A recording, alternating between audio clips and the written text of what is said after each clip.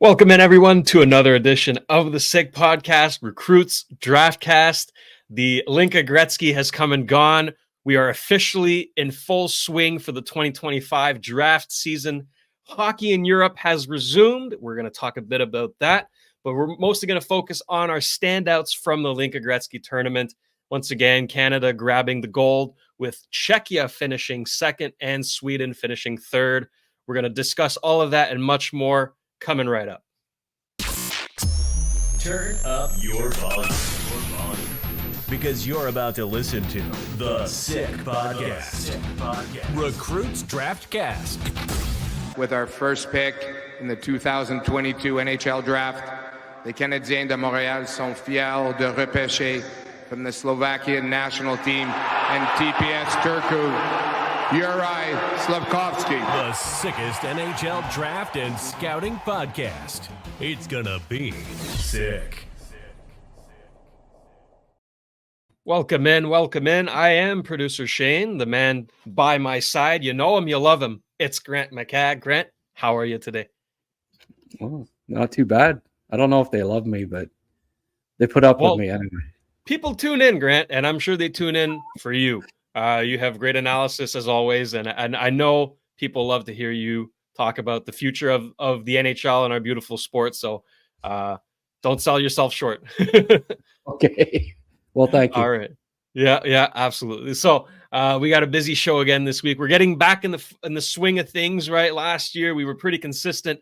We were talking about, our prospects of the week, and we got a little Habs flavor at the end, as always, for our big Habs cohort who listen. But before we do, we have to give a big thank you to the people who make this show possible. So we want to thank our first partner, Manta Sleeping Masks, the only mask designed and optimized for deepest possible sleep in any environment. 100% blackout for deeper sleep, infinitely adjustable for personalized fit, absolute comfort. Visit mantasleep.ca and use code SICKDRAFT, SICKDRAFT, for 10% off. Grant, I know you're a big fan of your Manta sleeping mask, eh? Yeah, it works just great. And 9 out of 10 doctors say you got to get your sleep, right? So, there's always that one doctor, right, that's off kilter or whatever, Dr. Nick. But it works great, and I can't recommend it enough. Good Simpsons reference there. I caught that one. Yeah, that's true. Get your 8 to 9 hours of sleep, folks, with Manta sleeping masks. All right. We also have to give a big thank you to Insta Customs. Insta Customs are proud supporters of Recruits and the SIG Podcast, Recruits Draftcast, the highest rated apparel print shop in Canada at 4.9 Google stars, specializing in direct-to-garment printing and embroidery. Located just minutes away from the Bell Center on Rue Stanley in Montreal. Please visit their website at instacustoms.com. And last but not least, we have to give a big thank you to Cheapest T-shirts. Cheapest rock bottom apparel wholesale prices in all of Canada. T-shirts at $247, hoodies at $13.95, crewnecks at $7.83, and much more. 36 different clothing brands and over 600 different products. No minimum order required to get the cheapest prices.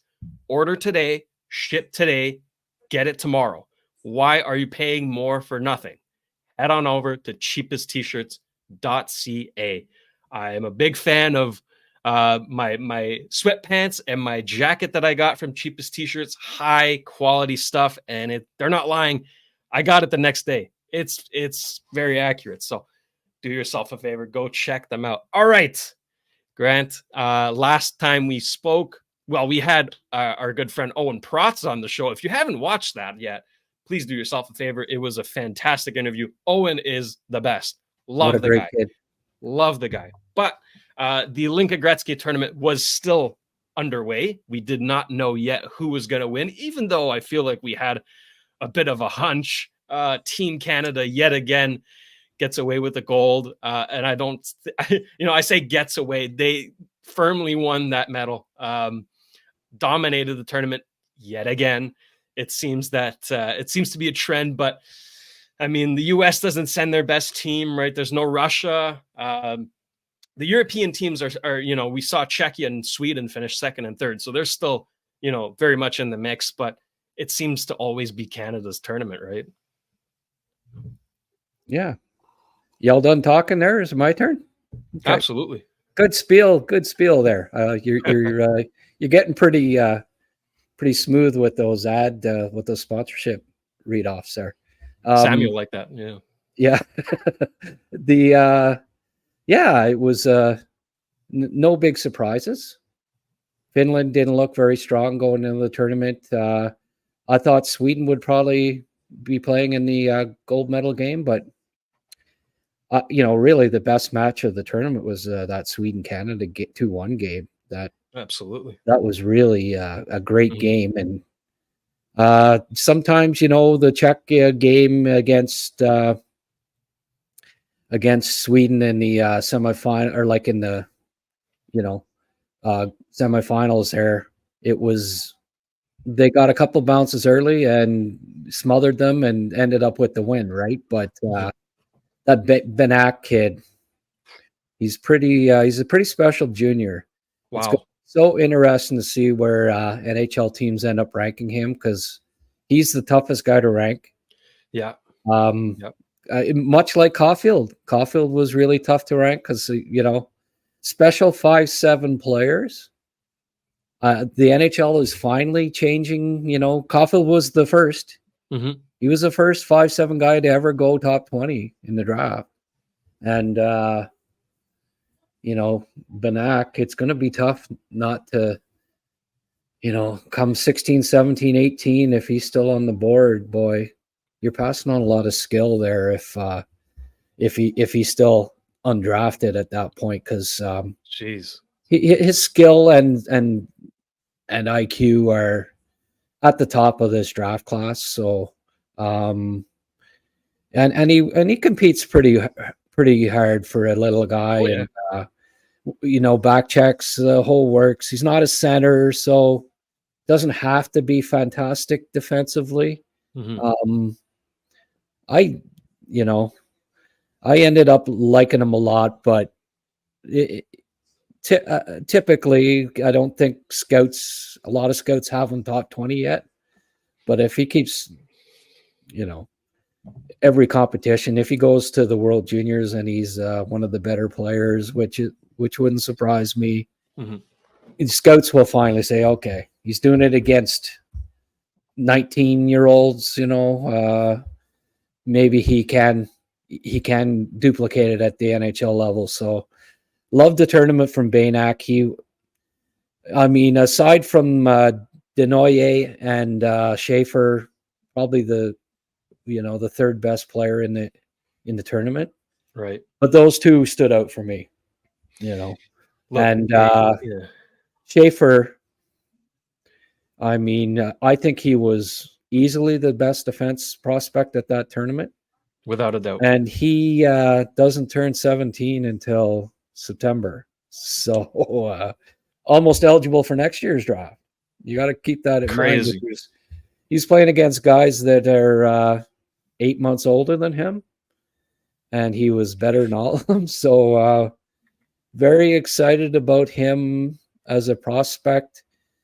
And he's going to be right at the top of my first list, which I am going to be putting out sometime in the next 2 weeks, maybe next week. We'll see. So my preliminary draft rankings, I'm still doing videos, still looking at some guys. It's too early. I used to not put out a list till like November, October, but these days you got to keep up with the Joneses, right? There's people that already have like top 50 lists and stuff. So I'm going to have to do one, even though you shouldn't pay too close attention to it. I know in October last year, I had Saleyev ranked first overall. Yep. And by draft day, by June, he was outside of my top 10. So and I remember people saying, how can he be that high? Don't let it bother you too much one way or another what the rankings are in August and September, because they're going to change. Yeah, it's just for fun for people like us. We're already trying to project what could happen, but it's going to change. It's going to change. It always does. I mean, I remember people had Aaron Kiviharu in their top 3, not you, but other people, at this time of last year had Kiviharu in their top 3, and he went in the 70s, right? So it's gonna change. Don't worry about it. Don't put too much stock. But I absolutely agree with everything you said. I mean, Adam Banak, he is. We haven't even pointed that out. He is now the points leader in Hlinka Gretzky history. Yeah. He has the most points in the tournament ever. So he finished with 11 this year, which is the second most. It's the Swedish Viktor Klingsaul, who finished with 12 points in 5 games, who had the most. But I mean, at his size, he is doing unreal things. Really, like the talent level is through the roof. So he was so much fun to watch. But my goodness, Matthew Schaefer, 6 points in 5 games. As a defenseman, he was reliable in every situation. 16 years old, like you said, wore the C. What more could you want? Like this is one of the best performance for a defenseman prospect I've seen in a long time. Like he is up there, Grant. Well, yeah, it's the best Canadian defenseman at the Hlinka in a long time. I'd have to go back, but it's been years. He's one of the best defense prospects, I think, since Hlinka and Makar to come out of the draft. Maybe the best. Like he's special. He's really good. Reminds me of Heiskanen a fair bit, like that type of player. Mm-hmm. And I mean, wow. I love Heiskanen. I think he might be the best. You're picking a playoff team to win a Game 7 in a playoff. He might be my first pick on defense. Like that's how much I like him. So, but this Schaefer kid, he has answered, like he's progressed. He's kept progressing. It was very, very impressive that he was a top 4 defenseman in the spring too, right? Yeah. And 16 and a half years old at the time and played a top 4 role for Canada at the U18s, in April. Very, very impressive. So yeah, he's a great draft prospect. And if guys don't have him in their top 3 now, they're not. They didn't pay very close attention, I don't think. No, because you'll see when the rankings come out where I got him. Yeah. And you mentioned another player too from Team Canada, Caleb Desnoyers. Unbelievable, just so complete. That's the word that kept coming to me while I was watching those games, is complete. I couldn't see a weakness in his game. He was reliable like Schaefer in every situation. He was on the first power play. He was on the first penalty kill. He took faceoffs, won most of them, and he still put up a point per game. Yeah. And hit. he set the tone each game with hits. Like, well, you saw, physical, that very first physical game that, and I featured him. Well, he did that the entire tournament. Mm-hmm. Every important situation. He's a powerful skater. He's got very good size, strong. Like if he's only 178 pounds, pound for pound, he might be the strongest guy in this draft class. And he thinks the game. He makes the right play every single time. I just love. I paid close attention to him, and whether it was with the puck or without the puck, right play, poised, smart, vision, compete. Grit. Only thing that we didn't really see was goal scoring from him there. He kind of didn't really, but he scored 31 goals last year as a 16-year-old. So it's there. It just didn't display it at that tournament. But I got to see a bit more. I'd like to see him score a bit more. That's the only thing that might keep him out of the top 3 for me at this point, but he's right there. Yeah. He's right in the mix with the other top guys. Oh, he's definitely got it in him. That's for sure. But he had just an amazing tournament. And, you know, one guy that I think stood out most in the gold medal game, but really throughout the entire tournament. I know you're not a big goalie guy, but Jack Ivankovic, I think I pronounced that right, for Team Canada. I mean, he finished the tournament with a .75 goals allowed, a 967 save percentage. Just unbelievable stuff, man. Yeah. And, I mean, brings back memories of Michael DiPietro being so good, the same age, and he's still not in the NHL, right? Goalies. 5'11", unfortunate, but I think it keeps him out of the first round. He could have had a 0 and a 1,000 save percentage, and he still wouldn't be ranked in the first round, unfortunately. I mean, if he keeps doing it all year, leads Mississauga to a Memorial Cup, maybe, okay, I guess maybe we'll have to pick him in the first round, but that under 6 foot label is going to hurt him on draft day, and it's just the way it is. It's unfortunate, but he was outstanding. I can't disagree with you there. At the junior level, he's hard to beat. Now, you know, in the NHL, they can pick the top corners and they can beat a smaller goalie up high a lot.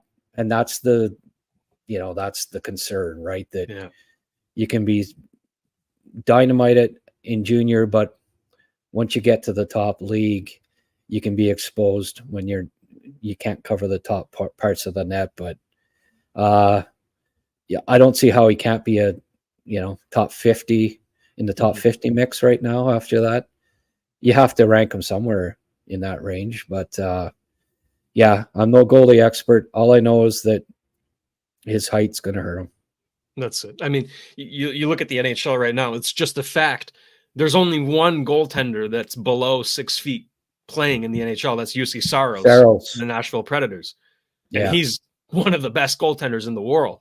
So you have to be at just this extreme elite level in order to compensate for the lack of size. So, I mean, we have to give him his flowers. He was unreal in this tournament, but like you mentioned, it's going to be tough, right? Yeah. It's going to be really tough moving forward. Yeah, but I mean, he'll be picked in the top 2 rounds probably, and he'll. I mean, most goalies aren't picked. Very few are picked in the first round, so it's not a slight if he goes 50th overall or whatever. That's in a lot of drafts. That's the highest goalie selected is at 50th. And Carter Hart was picked in and around 50 in his draft year, 40s or something like that. Because he was only 6 feet tall or thereabouts. Until what happened there, he was a pretty good NHL goalie until the fiasco, obviously. Yeah. Whatever. Yeah. But good. No, anyways, as an example. Yeah, that's it. So rounding out Team Canada, the champions here. There's another defenseman that we'll talk about later. I want to save him because, obviously Schaefer was the headliner on defense, but there was another guy who really stood out to the both of us, and we'll save him for now. But I want to mention, Cole Reshny was the highest point getter, 7 points in 5 games, along with Emile Guité, also 7 points in 5 games. Both of those guys stood out offensively. And then Cameron Schmidt caught my eye on more than one occasion, right? 4 points in 5 games, but he's not a big guy, but very exciting player. He was dynamic. He was in the tough areas. He did not care about contact. He was in it. And I really enjoyed Cameron Schmidt's game there. I had a couple of scouts tell me that they thought he was soft there and backed away from hits at times. They're hard on the small guys. You got to really you've got to be almost Theo Fleury in your compete to really impress the NHL guys. I didn't think he was soft, to be honest with you. Nor do I think he was gritty. Maybe somewhere in between would be fair to say. But exactly, his size is I don't know that. I don't think he's in the first round of NHL guys right now. Reshny would be, as would Guite. Yeah. Brady Martin and Luca Romano were both had impressive tournaments for me. Jake O'Brien didn't get a point, but you could see he's got to get stronger. But he's smart and competes. He had like 60 points last year. So it was a bit disappointing that he wasn't able to produce, but you could see why he's still regarded as a first round guy, even if the production wasn't there at that tournament. And Reese Hamilton is fairly highly regarded. Nice skater on defense there. And then the other kid there, 6'3", it's my can't think of his name right now, the Canadian defenseman. He's going first round too. Number 6. He had a solid tournament. Let me just have a look here. Reese Hamilton definitely. Murtka as well. The Czech defenseman. Yeah. He's solid. Jackson Smith. That's the kid. He's he was pretty solid. And Blake Fiddler as well, another 6'3". They love the 6'3" defenseman. He wore the C for the U.S. Yep. And he was probably the guy. They didn't have a lot of high-end, they save them all for they don't send their development team, so whatever. It was lacking in talent. But I think Fiddler was the guy that caught my eye and caught NHL scouts' eye. He's a decent prospect. And of course, Guite and Reshny, like you said. So Canada's got, maybe, as per usual, 10 or so guys that are in the mix for the first round. So, the talent, the pipeline isn't drying up anytime soon in Canada. That's for sure. No chance. And then, that's not even mentioning Connor McKenna. Right. Gavin McKenna, yeah, exactly. But you can call him Connor McKenna because Connor. He was unbelievable again, and he's a 2026 guy. Well, you got to like McDavid, McKinnon, McKenna. Like the mix are taking over. We're taking over. I'm going to put myself in that. I'm going to put myself in that mix too. Not as a hockey player. But you could make the argument for the Connors as well, right? There's a Connor McDavid, Connor Bedard, Kyle Connor. I mean, if you want to name your kid Connor Mick something, you know what? Yeah, I think you got a good odds of making the NHL. Connor McMichael. There you go. There you go. I mean, proving my argument. So you can predetermine if your kid's going to be in the NHL or not. That's great. We haven't touched much on Team Sweden yet. They finished third place, bronze medal. They had the highest point getter, as I mentioned, Victor Klingsell, 12 points in 5 games. But they also had 2 guys who had 10 points in 5 games, Ivar Stenberg and Milton Gastrin.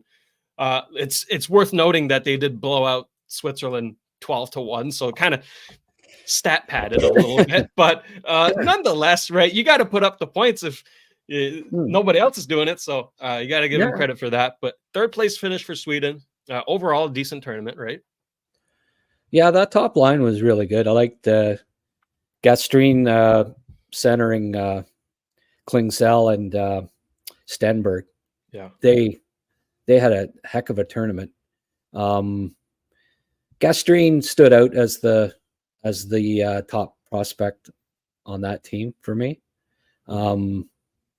Probably somewhere in the 15-25 range right now. But I mean, it's so early, who knows? But he looks like a solid first round prospect at this point. Yeah. More the C, good size, first line center, ran things, had that 8-point game. I don't know if that's a record. We featured on the channel. We had I don't know if that's a record or not at the Hlinka, but if it isn't, it's damn close. 8 points in the game. I think it probably is. Might be, nobody. nobody talked about it being that. So I don't know where you could find all those stats, but he stood out as the first surefire first round pick. Wozniak going in was supposed to be the guy.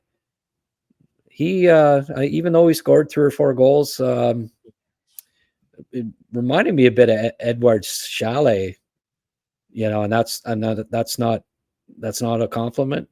Mhm. Where the big kid with lots of skill but didn't really show up. I was disappointed in him, and now I've got Gastrine ahead of him. Boumedienne didn't have a great tournament either, really. I don't know what happened versus Canada. He played 6 minutes, played the first period, but then didn't play the rest of the game. He disappointed a bit, but he's still considered to be a first-round guy. Yeah. I like Klingzel. He's a little undersized, but very smart. Very, very smart and good skills. So end of the first, early second kind of is where I'm putting him at this point. Stenberg, another one, Otto's brother, he's not eligible till next year. He had a heck of a tournament. So he'll be a promising guy for next year. You hope that he maybe grows a little bit more. And if he does, definitely a first round consideration for him too. So Voss on defense, number 6. He was the other guy that I don't think he's a first rounder at this point, but he's in the top 50 mix there. So I think they've got more talent. I mean, they didn't even have Frondell there or Eklund, and many consider them. Well, Frondell for sure is the top Swedish prospect this year.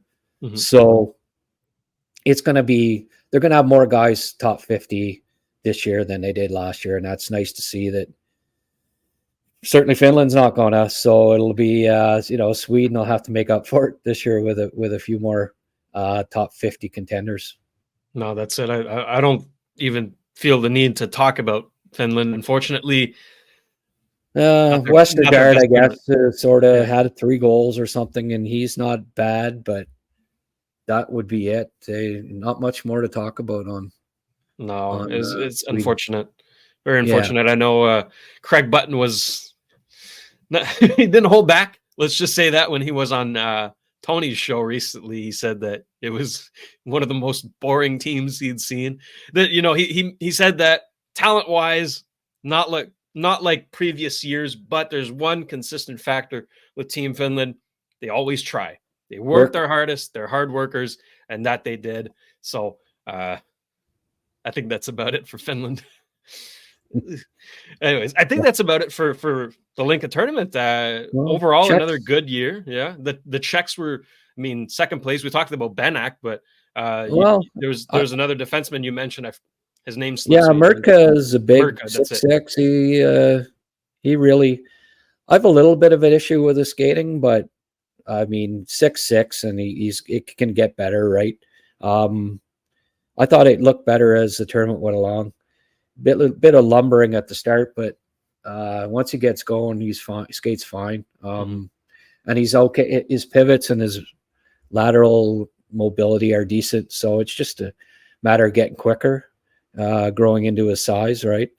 I like Politin, and I know I mentioned him first last week.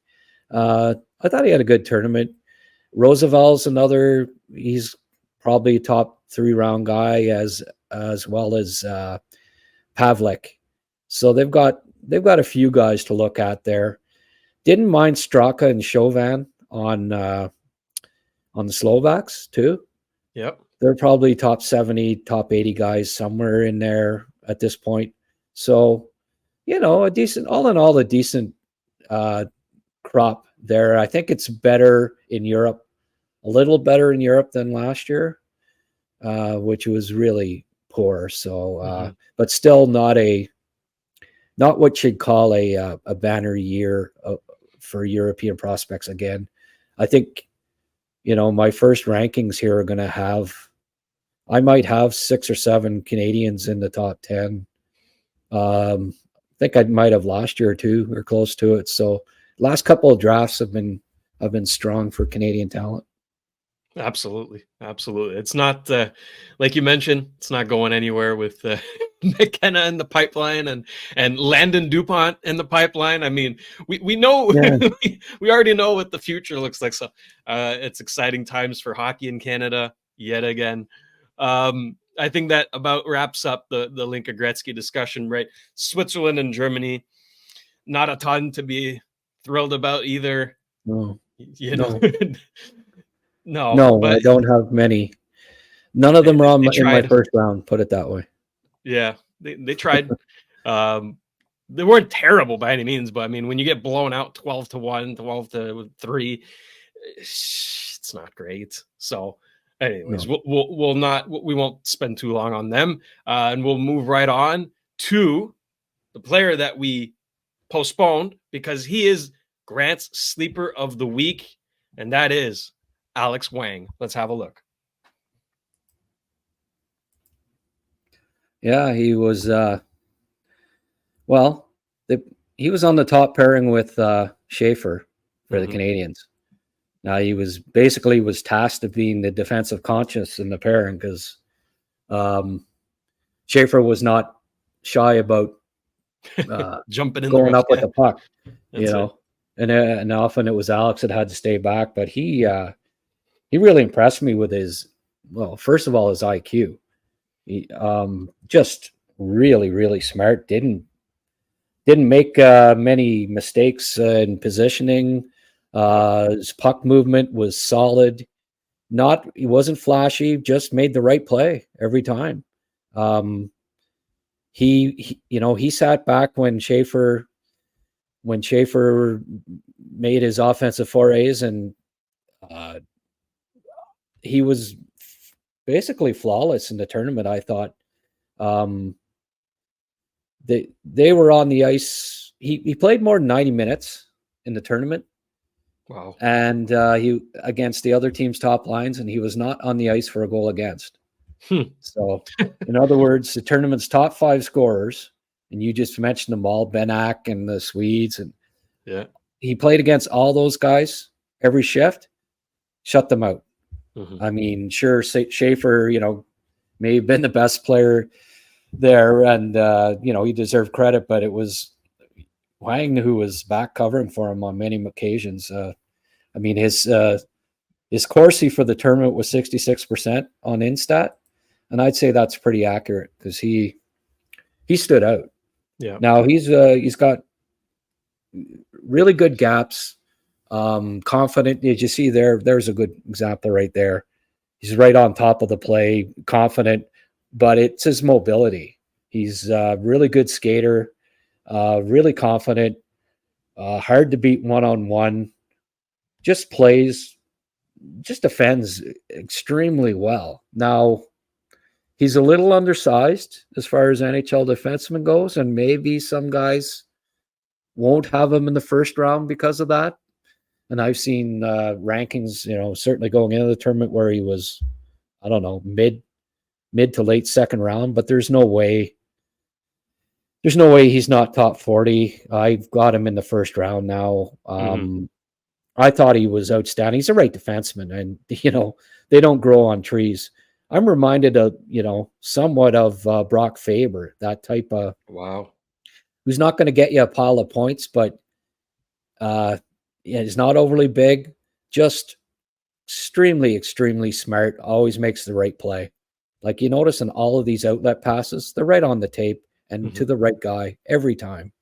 He's just, I value IQ in a defenseman like maybe more than anything else. And to me, this kid's got that it factor when it comes to IQ. Like he's top of the draft class certainly from this tournament. So now he's got an active stick. He will rub guys out along the boards, but that's not going to be his game. It's going to be using his poke checking, his mobility and smarts, positioning. much like we saw with like a Cole Hudson, right? Mhm. Cole just gets by on his savvy, but this kid's bigger than Cole. And look at this. There's the end of the game. Look where Schaefer was and look where he was, right?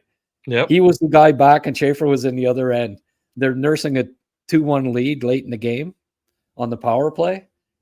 He thinks, he thinks defense first. Even there was what you might say was the closest thing to him making a mistake, and he still got back and broke up the play.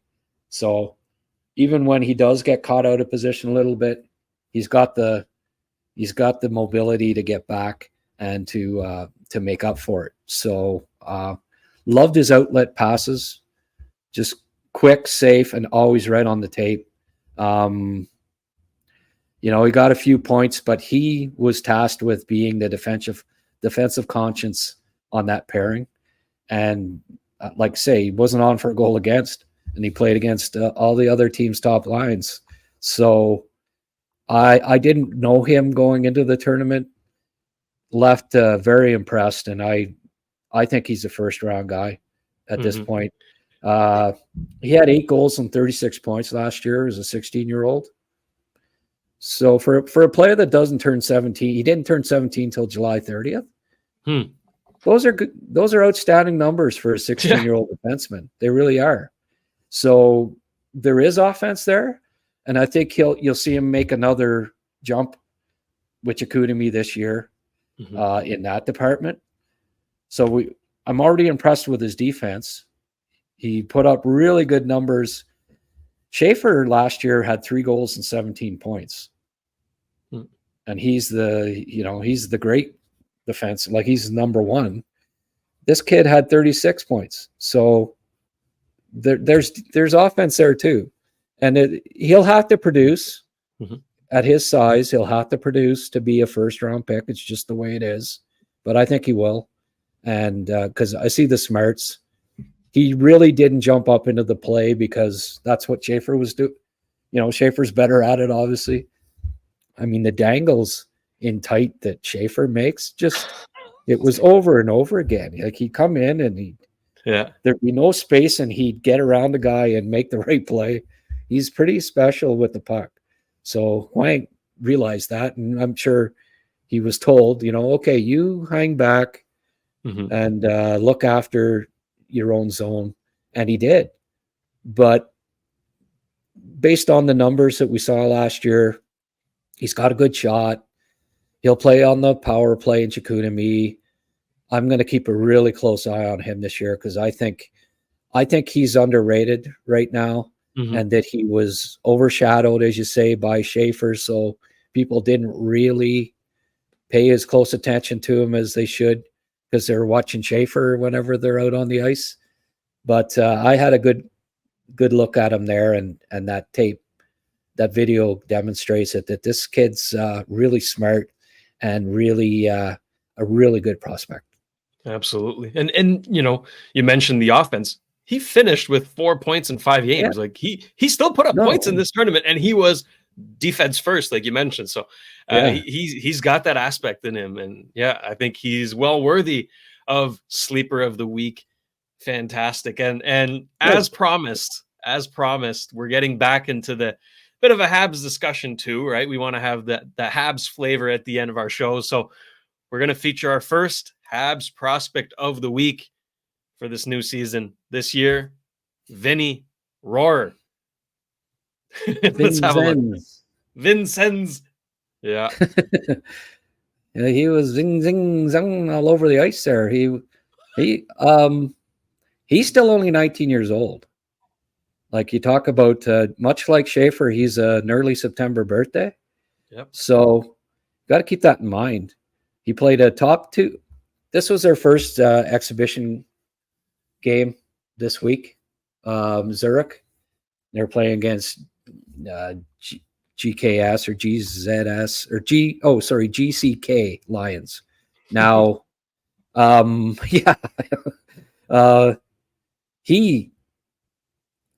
it's amazing how much he has developed over the last year and a bit. Like, I was the first one criticizing him last year to give up the captaincy and not for the 67s and a top line role to, and primed to contend for an OHL title, move back to play in the Swiss League at 18. Considering his lack of size and strength, I didn't think that he'd even play regularly in the Swiss League, which is a really good league. But, by playoff time, he was a regular third-line center, was only on the ice for 2 goals against in the playoffs. But it looks like he's made another jump here already.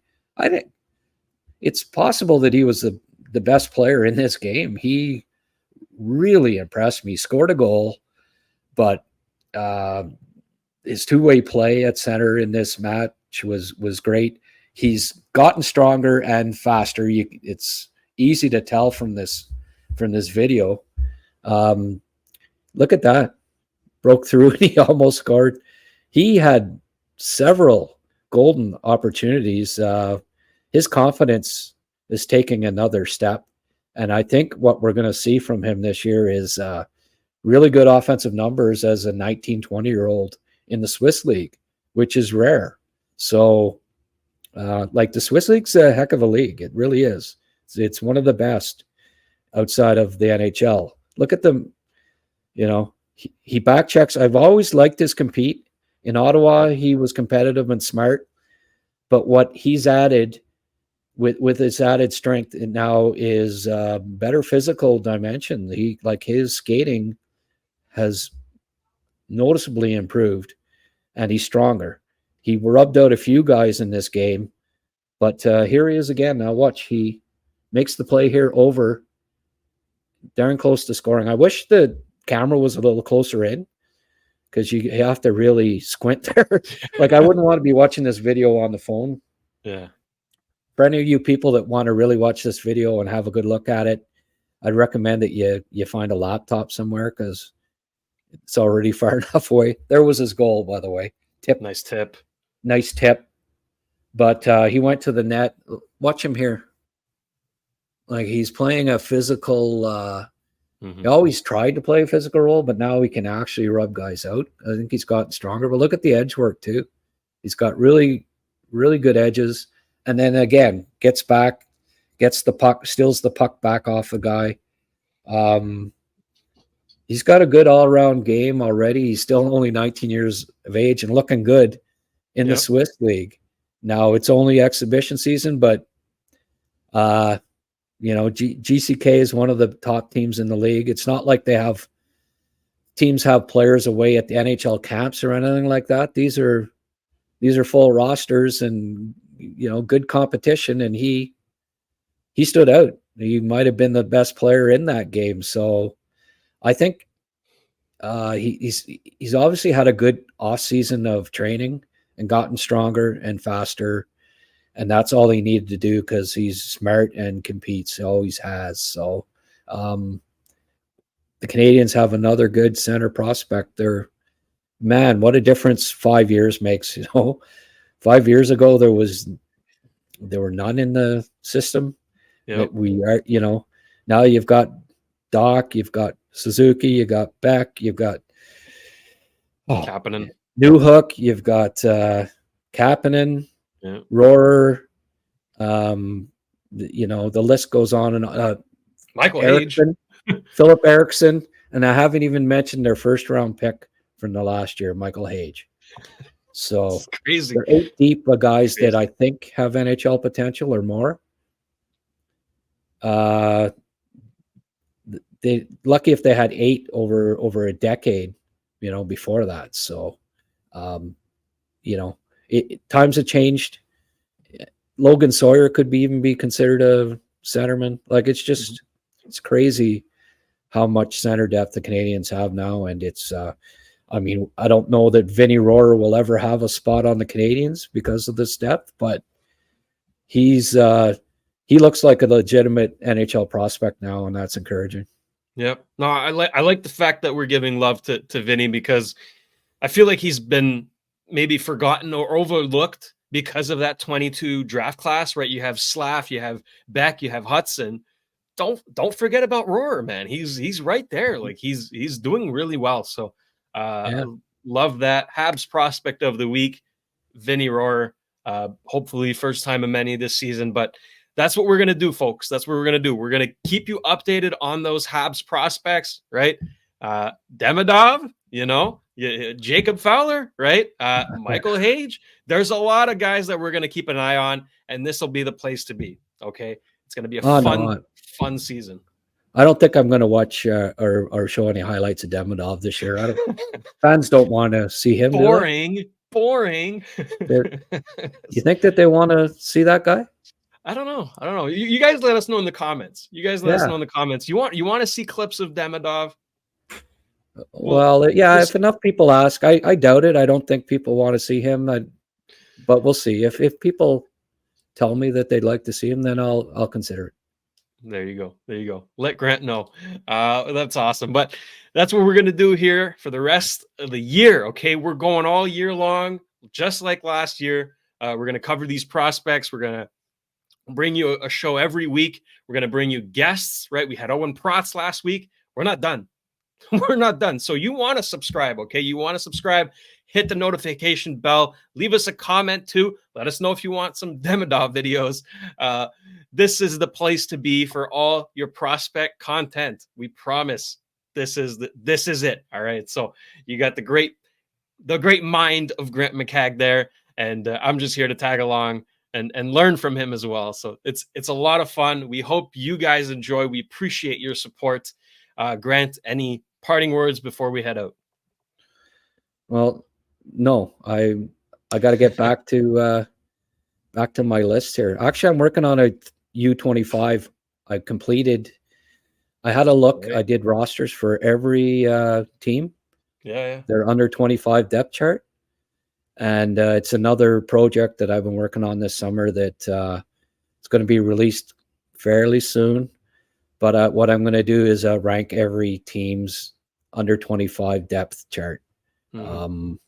There's some surprises there probably for a few people, but there's some really good, Anaheim. I mean, we talked about it a bit a few weeks back, but there was a couple of more that worked their way into the top 8 mix. And what I'm going to do is release probably 4 different groups.